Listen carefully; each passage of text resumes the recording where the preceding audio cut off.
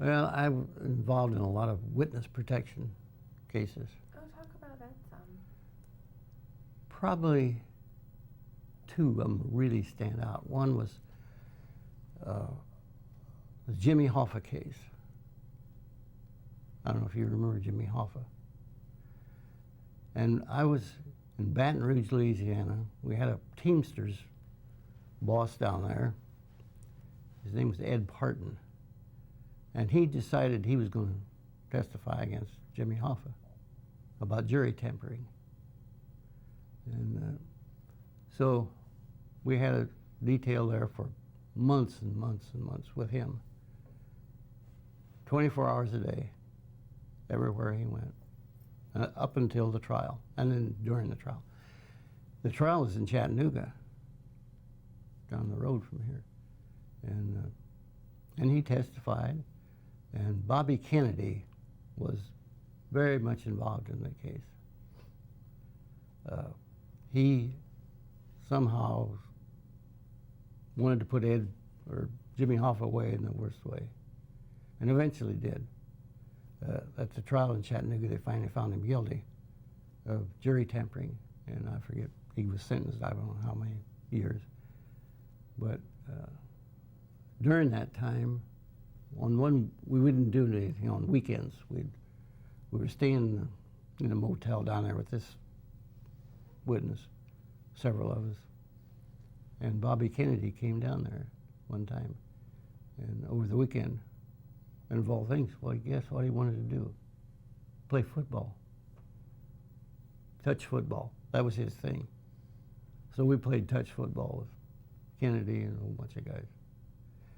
Later on, there was a photographer there from, it's either Look or Life magazine, I can't remember what it was in those days. And they put a picture in there of us guys playing touch football.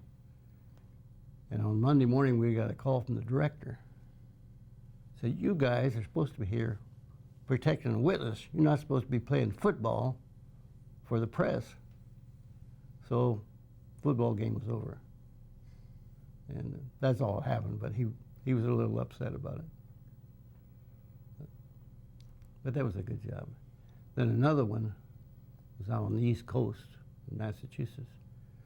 We had a prisoner by the name of, well, he wasn't a prisoner, he was a witness, Joe Barbosa. Big-time hitman for the mafia in Providence, Rhode Island. The story was he had murdered 26 people for the mafia up there. And he was a bad guy. And we kept him for a couple of years, often on different places. And eventually went to court in Boston, convicted some more guys from the Providence, Rhode Island place. But he was really a dangerous guy. This Ed Parton guy, the Teamster, he was just a guy. He was a big hillbilly guy from Baton Rouge.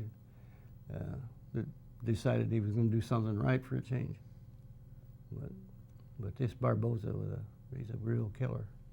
And eventually he himself got killed in California because he wanted to go to California, relocate. And he got out there and he called somebody back in Providence to tell him where he was. And that was the end of him. But we had a lot of witness cases like that. And when I was a marshal in New Orleans, anytime they'd ask a witness, where do you want to go relocate? They wanted to go Nashville, New Orleans, someplace like that, Miami. And we got so many witnesses down in New Orleans that we didn't know what to do with them. Because all of them wanted to come down there. Well, they liked that fun city. And a strange thing happened one time. They called me up at, I think in the early morning, police department. Said, we got a guy down here in jail. He says you're supposed to be taking care of him. I said, who's that? He said, his name's Robert Burkes. I said, Robert Burkes, that's my son. And they started describing, they said, oh, no, that's not my son. He was a black guy. So, but I thought it was this guy over here. And I thought, well, what the heck is he doing in New Orleans and getting in jail? And so I went to work, went down to the police station, and got this guy. And every other day, he'd get in trouble, and the police would have him. So finally, we shipped him out. We couldn't take care of him there because he wouldn't behave, wouldn't do what you. And if they didn't do what you told him, then you get rid of him because you can't protect a guy if he's not going to obey the laws and gets arrested every other day. And a lot of them were like that. Of course, to be a witness, you're not going to get the best guy in the country, you know. You're going to get some guy that's a thief or burglar or something, and you just couldn't trust them. But some of them did well, some didn't. But when they said it was him, I thought, what in the heck is he doing down here? He's getting in jail. And I had a time convincing him it didn't belong to me. But that was quite a shock to me.